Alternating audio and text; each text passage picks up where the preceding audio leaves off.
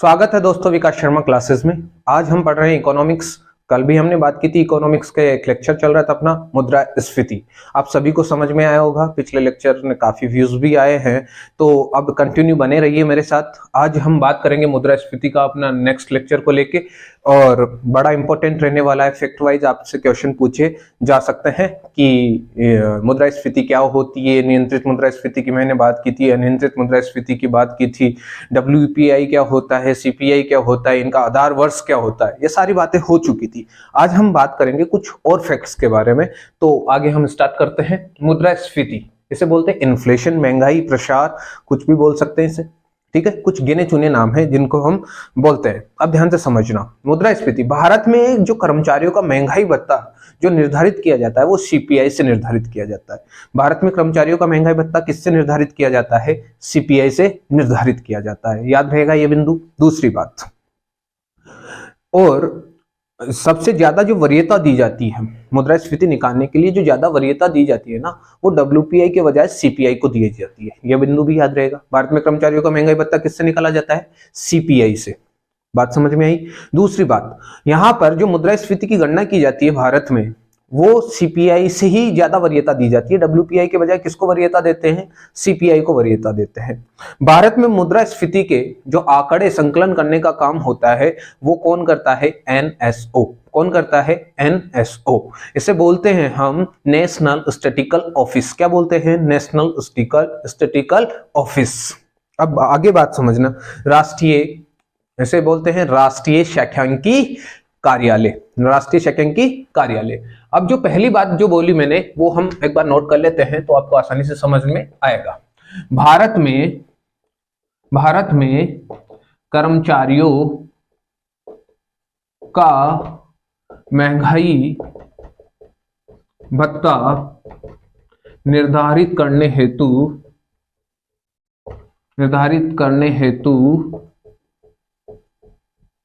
CPI काम में लेते हैं। CPI क्या लेते हैं? काम में लेते हैं। याद रहेगा? Yes sir. दूसरा बिंदु देखिए, बहुत शानदार बिंदु है ये भी, ठीक है। भारत में मुद्रास्फीति के आंकड़े, मुद्रास्फीति के आंकड़े कौन इकट्ठा करता है? आंकड़े NSO द्वारा जारी किया जाता है।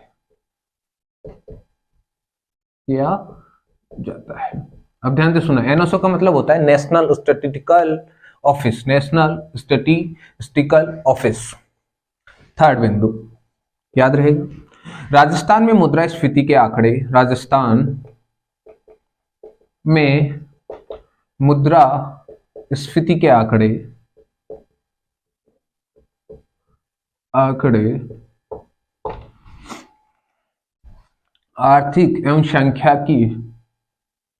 आर्थिक एवं सांख्यिकी निदेशालय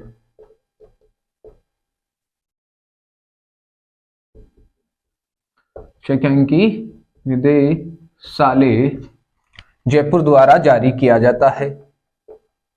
जयपुर द्वारा जारी किया जाता है। मेरी बातों को ध्यान से समझना, DES बोलते हैं इसको, ठीक है। इसकी जो स्थापना हुई थी जयपुर में 1956 में की गई थी। कब की गई थी इसकी स्थापना? 1956 में। एक एक बात को ध्यान से समझना। भारत में कर्मचारियों का महंगाई भत्ता निर्धारित करने हेतु किसे काम में लेते हैं आप? CPI को। भारत में मुद्रास्फीति के आंकड़े कौन जारी करता है? NSO द्वारा जारी किए जाते हैं, नेशनल स्टैटिस्टिकल ऑफिस के बोलते हैं। राजस्थान में मुद्रास्फीति के आंकड़े आर्थिकी एवं सांख्यिकी निदेशालय जयपुर द्वारा जारी किया जाता है। ये 1956 में बना था। याद रहेंगे। चौथा बिंदु देखिए, भारत में जब मुद्रास्फीति निकालने के लिए, मुद्रास्फीति की गणना के लिए किसको ज्यादा वरीयता दी जाती है? WPI के बजाय किसको ज्यादा वरीयता दी जाती है? CPI को। CPI को वरीयता है, ज्यादा प्रायोरिटी किसे दे रहे हैं? CPI को। एक एक बिंदु याद रहेंगे। क्या ये चारों बिंदु आपको याद हो जाएंगे? अब आगे देखिए बेटा, CPI कितने टाइप के होते हैं ये भी समझना है। CPI को देखिए, एक तो होता है औद्योगिक श्रमिकों का CPI, औद्योगिक श्रमिकों का सीपीआई, औद्योगिक श्रमिकों का क्या होता है? सीपीआई, जिसे इंडस्ट्रियल वर्कर बोलते हैं, सीपीआई ऑफ इंडस्ट्रियल वर्कर। एक होता है ग्रामीण श्रमिकों का,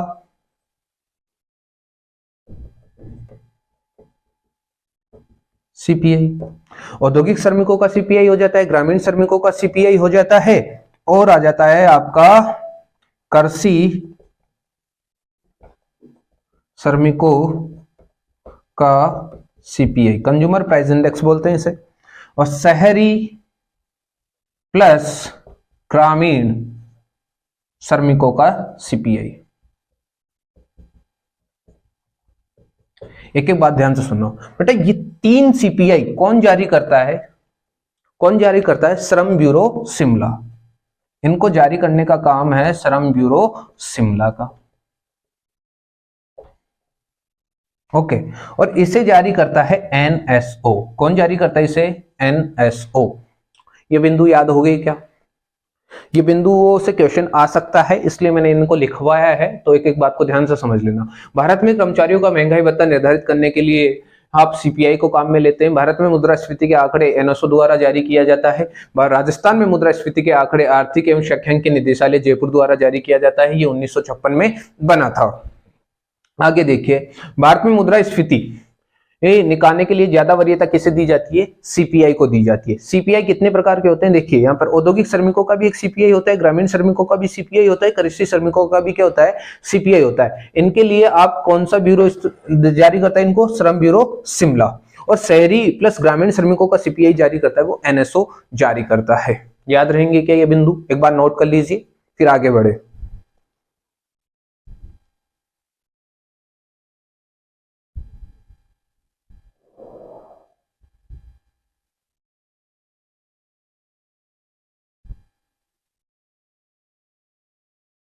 चलो लिख लिया। देखिए आगे, अब पढ़ेंगे हम मुद्रास्फीति के प्रकार। मुद्रास्फीति के प्रकार,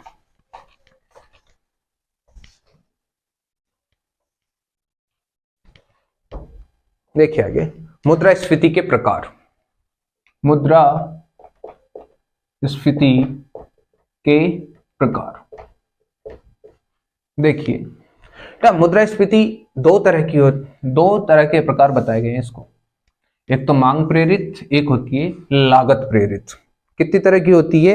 एक तो होती है आपकी मांग प्रेरित, यानी गति के आधार पर होती है। एक तो होती है गति के आधार पर, एक होती है कारण के आधार पर। एक तो होती है आपका गति के आधार पर,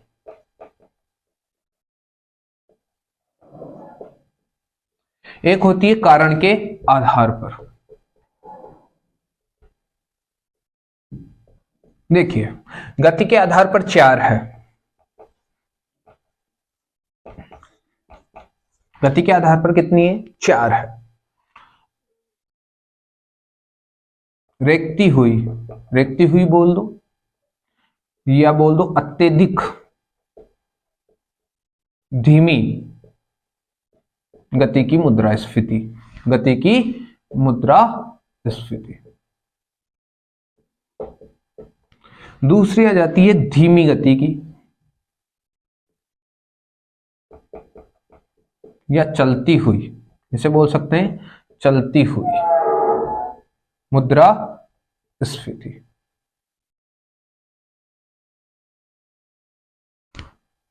फिर आती है आपकी तेज गति की, तेज गति या दौड़ती हुई मुद्रास्फीति। एक एक बिंदु ध्यान में रखना है आपको।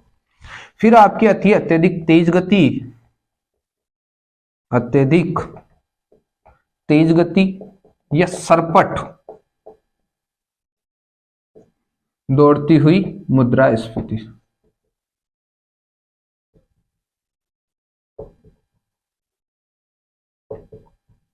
कितनी हुई? रेखती हुई या अत्यधिक धीमी गति बोल सकते हो, चलती हुई बोल सकते हो, धीमी गति बोल सकते हो, तेज गति या दौड़ती हुई बोल दो, अत्यधिक तेज गति या सरपट दौड़ती हुई मुद्रास्फीति। ये 4 तो होती है गति के आधार पर, किसके आधार पर होती है ये? तो गति के आधार पर, याद रहेंगे। अब कारण के आधार पर देखिए, कारण के आधार पर देखिए, एक तो होती है मांग प्रेरित, एक होती है लागत प्रेरित, एक होती है संरचनात्मक, एक होती है आपातकालीन या युद्ध जनित मुद्रास्फीति।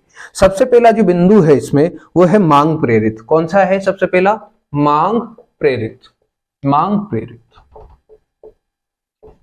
दूसरा आ जाता है लागत प्रेरित, लागत प्रेरित। थर्ड आ जाता है संरचनात्मक या ढांचागत मुद्रास्फीति, संरचनात्मक या इसे हम बोल सकते हैं ढांचागत मुद्रास्फीति। एक आ जाती है आपकी आपातकालीन या युद्ध जनित, या युद्ध जनित मुद्रास्फीति।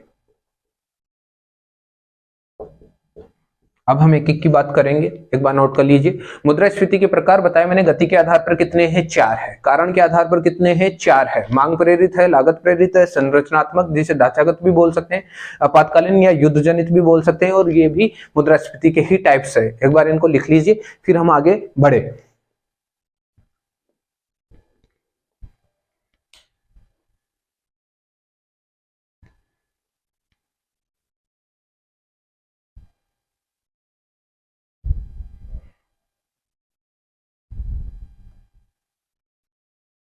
अब देखिए बेटा, लिख लिया? अब देखो आगे जो बता रहा हूं उसको समझो। अब एक एक बात को ध्यान से समझना। सबसे पहले आ रहे हैं रेखती हुई या अत्यधिक धीमी गति वाली जो मुद्रास्फीति होती है, ये एक देश की अर्थव्यवस्था के लिए कैसे होती है? अच्छी मानी जाती है। क्या मानी जाती है? इसे अच्छा माना जाता है। ये उत्पादन टॉनिक का काम करती है। क्या काम करती है? ये उत्पादन टॉनिक का काम करती है। उत्पादन टॉनिक का काम यानी मोटिवेशन का काम करती है, उत्पादन टॉनिक का काम करती है। इससे ज्यादा फर्क नहीं पड़ता है, इससे ज्यादा फर्क नहीं पड़ता, ये नॉमिनल सा चेंजेस होता है। धीमी गति या चलती हुई मुद्रास्फीति ये एक देश की अर्थव्यवस्था के लिए कैसी है? नकारात्मक है। ये कैसी है? नकारात्मक प्रभाव पड़ता है, नकारात्मक प्रभाव पड़ता है इससे। अब ध्यान से सुनना, तेज गति की या दौड़ती हुई, तेज गति से या दौड़ती हुई मुद्रास्फीति से, ठीक है, दौड़ती हुई या तेज गति से मुद्रास्फीति से क्या हो जाता है? परचेजिंग पावर ही क्या हो जाता है आपका? खत्म होने लगता है। ठीक है, power of purchasing power of money, मुद्रा की क्रय शक्ति तेजी से गिरने लगती है। मुद्रा की क्रय शक्ति तेजी से गिरने लगती है।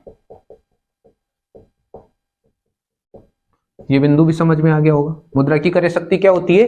तेजी से गिरने लगती है। अब अत्यधिक तेज गति की या सर पर दौड़ती हुई मुद्रास्फीति से क्या होता है? यहां पर मुद्रा का महत्व ही क्या हो जाता है? समाप्त हो जाता है। क्या हो जाता है? मुद्रा का महत्व समाप्त हो जाता है। सर ये क्या बात हुई? मुद्रा का महत्व ही समाप्त हो जाता है? हाँ, इसके लिए एक कहावत भी है। इसके लिए एक कहावत है। क्या कहावत है? कि भाई टोकरे में तो आप पैसे लेके जा रहे हो और जेब में क्या लेके आ रहे हो? सामान लेके आ रहे हो। भाई मुट्ठी में क्या ला रहे हो? सामान। टोकरे में पैसे लेके जा रहे हो और मुट्ठी में सामान लेके आ रहे हो। ये अत्यधिक तेज गति की मुद्रास्फीति है। यहाँ पर मुद्रा का क्या हो जाता है? अस्तित्व ही समाप्त हो जाता है। हालांकि दरअसल होता क्या है, भाई जेब में पैसे लेके जाते हो, टोकरे में सामान लाते हो, लेकिन इसमें क्या हो जाता है? उल्टा हो जाता है सिस्टम ही, कि आप टोकरे में पैसे लेके जा रहे हो और जेब में क्या लेके आ रहे हो? सामान लेके आ रहे हो। तो बताओ, बहुत खतरनाक मुद्रास्फीति है ना। यहाँ पे मुद्रा का अस्तित्व ही क्या हो जाता है? समाप्त हो जाता है। ऐसा क्यों होता है? ऐसा क्यों होता है? ऐसा इसलिए होता है क्योंकि नकली मुद्रा प्रचलन में आ जाती है। नकली मुद्रा क्या आ जाती है? अपने प्रचलन में आ जाती है, और नकली और असली मुद्रा में कोई अंतर्भेद नहीं रहता, इसलिए ऐसी मुद्रास्फीति आपके आ जाती है। बात समझ में आ रही है? मैं बोल रहा हूं अत्यधिक तेज गति या सर पर दौड़ती हुई मुद्रास्फीति में क्या होता है? इसमें क्या होता है कि नकली और असली मुद्रा का अंतर समाप्त हो जाता है, जिस वजह से मुद्रा का क्या हो जाता है? महत्व ही समाप्त हो जाता है, जिसे हम बोलते हैं अत्यधिक तेज गति की या सर पर दौड़ती हुई मुद्रास्फीति। ऐसी मुद्रास्फीति एक बार जिम्बाब्वे में आई थी, फिर अपने भारत में तो नहीं आई, हालांकि वेनेजुएला में अभी ये आ रखी है, अत्यधिक तेज गति वाली मुद्रास्फीति। इस ध्यान से समझना। अब इसमें एक बात और बता देता हूं, इस मुद्रास्फीति को कंट्रोल करने के लिए, इस मुद्रास्फीति को कंट्रोल करने के लिए सरकार को क्या करना पड़ता है? विमुद्रीकरण। सरकार को क्या करना पड़ता है, इस मुद्रास्फीति को कंट्रोल करने के लिए सरकार को विमुद्रीकरण करना पड़ता है। विमुद्रीकरण का मतलब होता है प्रचलित मुद्रा को क्या करना, अवैध घोषित करना और उसकी जगह पर नई मुद्रा लॉन्च करना, इसे हम विमुद्रीकरण बोलते हैं।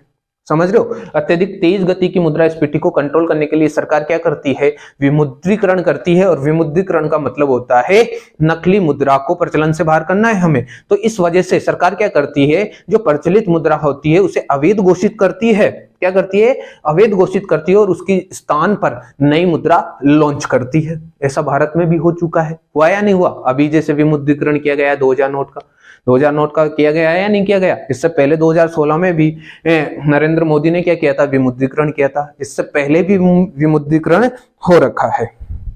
याद रहेगी ये बात? ये वाली समझ में आ गई क्या? समझ में आई या नहीं आई? चलो ठीक है। विमुद्रीकरण का अर्थ लिखोगे क्या?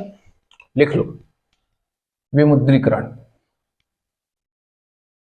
विमुद्रीकरण इसे बोलते हैं डीमोनेटाइजेशन। क्या बोलते हैं इसे? डीमोनेटाइजेशन। डीमोनेटाइजेशन, विमुद्रीकरण। प्रचलित मुद्रा को, देश में प्रचलित मुद्रा को, लिखो, देश में प्रचलित मुद्रा को अवैध घोषित कर, अवैध घोषित कर नई मुद्रा को लॉन्च करना, नई मुद्रा को लॉन्च करना ही विमुद्रीकरण कहलाता है। क्या कहलाता है? विमुद्रीकरण कहलाता है। क्या याद रहेगा ये बिंदु? तो इतना नोट कीजिए, फिर आगे बढ़े। एक बार याद कर लीजिए इनको, फिर हम आगे बढ़ते हैं।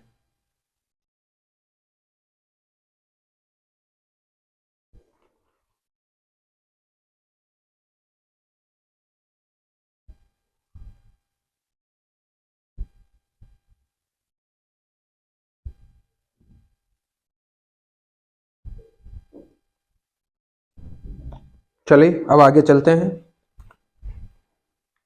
अब हम पढ़ेंगे, गति के आधार पर हो गए, अब कारण के आधार वाले पढ़ेंगे।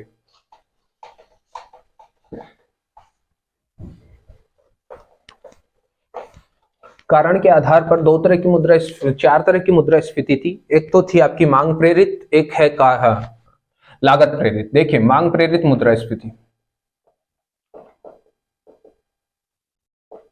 मांग प्रेरित मुद्रास्फीति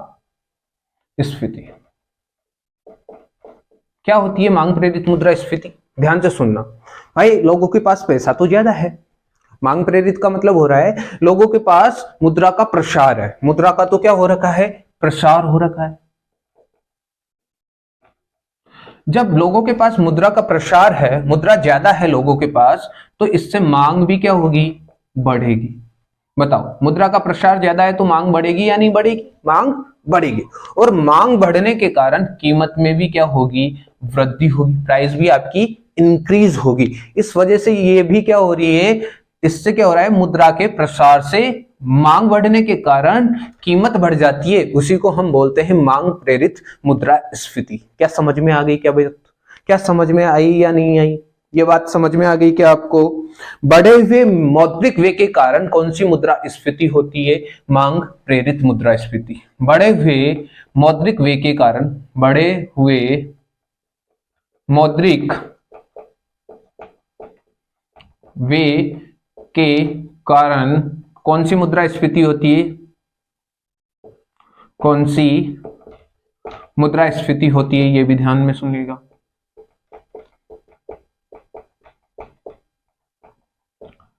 भाई, बढ़े हुए मौद्रिक व्यय के कारण कौन सी मुद्रास्फीति होती है? मांग प्रेरित मुद्रास्फीति। ऐसे क्वेश्चन में लैंग्वेज आ जाती है तो इसको ध्यान में रखना है। बढ़े हुए मौद्रिक व्यय के कारण कौन सी मुद्रास्फीति होती है? मांग प्रेरित मुद्रास्फीति। एक और बिंदु ध्यान में रखना, एक और बिंदु, मुद्रा की अत्यधिक मात्रा।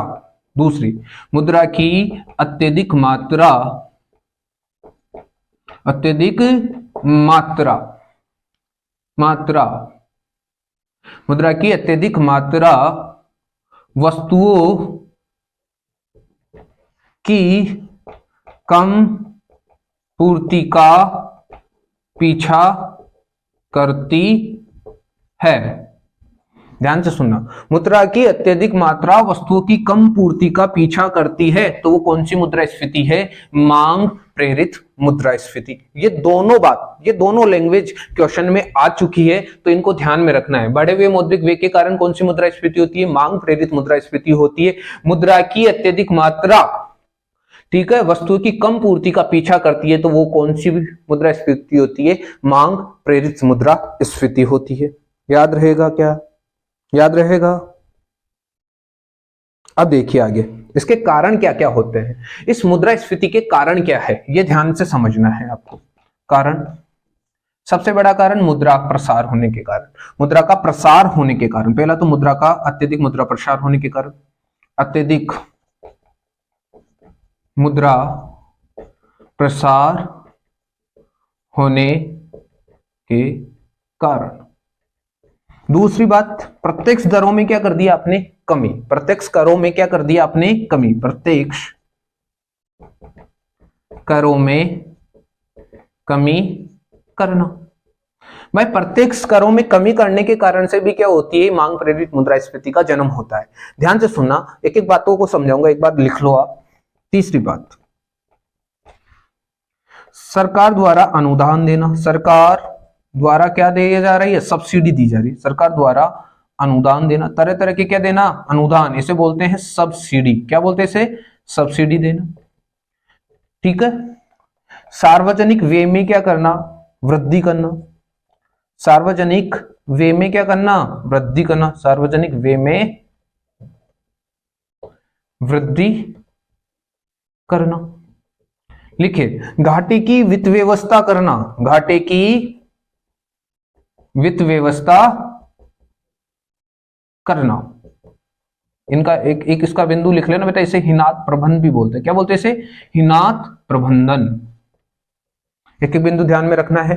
अत्यधिक मुद्रा प्रसार होने के कारण प्रत्यक्ष करों में कमी करना, सरकार द्वारा अनुदान देना, सार्वजनिक व्यय में वृद्धि करना, घाटे की वित्त व्यवस्था करना, इसे बोलते हैं हिनात प्रबंधन। इनकी वजह से कौन सी मुद्रास्फीति होती है? कौन सी मुद्रास्फीति होती है इनकी वजह से?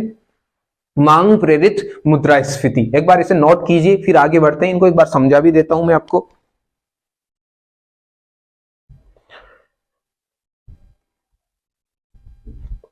एक दो बिंदु और लिख लेते हैं इसमें, एक दो बिंदु और लिख लो।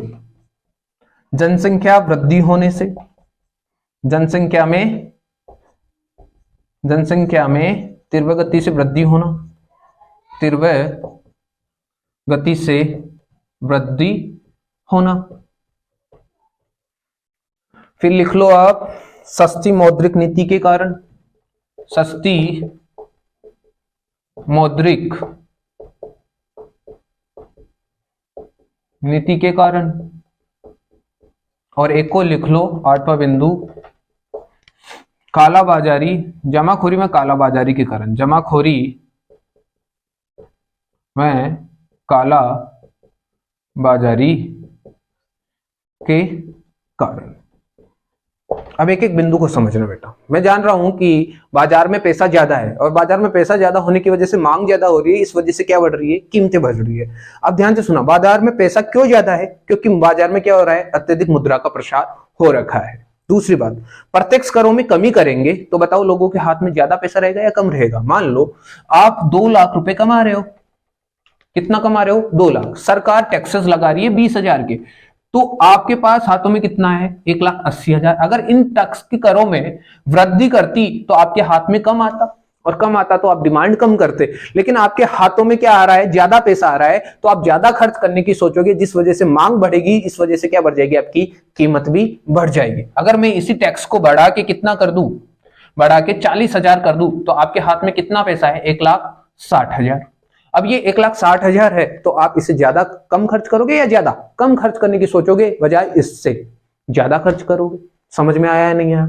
आगे बंधु बात समझ में आ गई क्या? प्रत्यक्ष करों में किस तरह से वृद्धि हो, कमी करने की वजह से मुद्रा प्रसार हो रहा है, जिस वजह से मांग में वृद्धि हो रही है, कीमत में भी वृद्धि हो रही है। सरकार द्वारा अनुदान, सरकार तरह तरह के अनुदान देती है।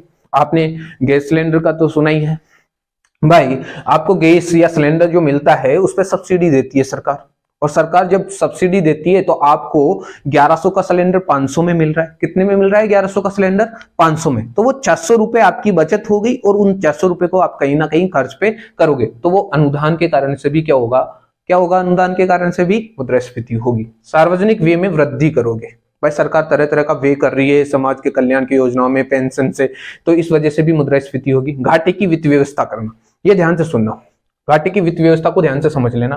यहां बता देता हूं मैं, घाटे की वित्त व्यवस्था क्या होती है। घाटे की वित्त व्यवस्था,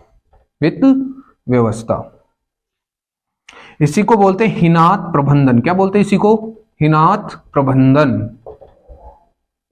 ध्यान से सुनना, सरकार ने बजट बनाया और बजट में बताया कि हमारी जो आय है वो 100 करोड़ की। आय तो कितनी करोड़ की है? 100 करोड़ की है। लेकिन जो व्यय किए जाएंगे वो 120 करोड़ के क्या किए जाएंगे? व्यय किए जाएंगे। ध्यान से सुनना, सरकार कितना व्यय करेगी? 120 करोड़ का बजट बनाया कि और ये 20 करोड़ की जो व्यवस्था की जाएगी, ये 20 करोड़ की व्यवस्था करना पड़ेगा या नहीं करना पड़ेगा? घाटे की भरपाई तो करनी पड़ेगी भाई। आय कम है, व्यय ज्यादा है, तो घाटा हुआ। और इस घाटे की व्यवस्था करने के लिए सरकार क्या लेती है? या तो ऋण लेगी। क्या लेगी सरकार? या तो ऋण लेगी या अत्यधिक नोट छापेगी। क्या छापेगी? अत्यधिक नोट छापेगी, मुद्रा को छापेगी। समझ रहे हो? ताकि क्या हो जाए? इस वित्त की व्यवस्था हो जाए। इसी को बोलते हैं घाटे की वित्त व्यवस्था करना। इस वजह से भी बताओ, खर्च ज्यादा करेगी तो जनता में पैसा ज्यादा आएगा, और पैसा ज्यादा आने की वजह से मांग बढ़ेगी तो कीमत भी बढ़ जाएगी। बात समझ में आएगी? जनसंख्या में तीव्र गति से वृद्धि होगी तो डिमांड वैसे ही बढ़ जाएगी, और डिमांड बढ़ेगी तो कीमत भी बढ़ जाएगी। सस्ती मौद्रिक नीति होगी तो लोन सस्ता होगा, और लोन ज्यादा लेंगे लोग, लोन ज्यादा लेंगे तो खर्च ज्यादा करेंगे और कीमत भी बढ़ जाएगी। जमाखोरी का मतलब क्या होता है? जमाखोरी को ध्यान से समझना। जमाखोरी का मतलब यह होता है आपने गैर कानूनी तरह से वस्तुओं का क्या कर लिया? स्टॉक कर लिया। गैर कानूनी तरीके से क्या कर लिया? वस्तुओं का स्टॉक कर लिया। अब उसे आप बेच नहीं रहे। आप बेचोगे कब? उसे बेच रहे हो आप ज्यादा मूल्य में, उसे बोलते हैं कालाबाजारी। उन वस्तुओं के ज्यादा मूल्य लेना वो क्या कहलाती है? कालाबाजारी। जमाखोरी, वस्तुओं को आपने गैर कानूनी तरीके से क्या कर लिया? उनका स्टॉक कर लिया, वो जमाखोरी हो जाएगी। कालाबाजारी क्या हो जाएगा? उन्हीं वस्तुओं को अत्यधिक मूल्य पे या उच्च मूल्य पर बेचना, क्या बनती है आपकी? कालाबाजारी। क्या मांग प्रेरित मुद्रास्फीति क्लियर है क्या आपकी? मांग प्रेरित मुद्रास्फीति क्लियर है? इसमें मैंने बोला मुद्रा का प्रसार होगा, मुद्रा प्रसार होगा तो मांग बढ़ेगी तो कीमत में भी वृद्धि होगी। ये क्या होगा? इसके जो लैंग्वेज आती है क्वेश्चन में, इनसे क्वेश्चन आ चुके हैं तो ये इंपोर्टेंट है, इनको ध्यान में रखना है। बढ़े हुए मौद्रिक व्यय के कारण कौन सी मुद्रास्फीति होती है? ध्यान से सुन लेना, मांग प्रेरित मुद्रास्फीति होती है। मुद्रा की अत्यधिक मात्रा वस्तु की कम पूर्ति का पीछा करती है तो वो कौन सी मुद्रास्फीति होती है? मांग प्रेरित मुद्रास्फीति। इसके कारण जो है मैंने लिख दिए हैं, 6-7 कारण, 8 कारण लिखे हैं टोटल, तो ये याद रख लेना। अत्यधिक मुद्रा प्रसार होने के कारण, प्रत्यक्ष करों में कमी होने के कारण। तो लेक्चर काफी बड़ा हो जाएगा तो इसलिए मैं आज यहीं पे रुकता हूं। कल हम पढ़ेंगे लागत प्रेरित मुद्रास्फीति। तो आज का लेक्चर कैसा लगा है? और तो आप कमेंट कीजिए, बताइए मुझे क्या समस्या आ रही है आपके इनके क्वेश्चंस करने में, वो भी मुझे कमेंट करके बताइए। और लेक्चर अच्छे लग रहे हैं तो लाइक कर दीजिए, चैनल को सब्सक्राइब कर दीजिए और बने रहिए। और आपने इतना स्नेह दिया इसके लिए धन्यवाद, धन्यवाद, शुक्रिया, बहुत बहुत आभार।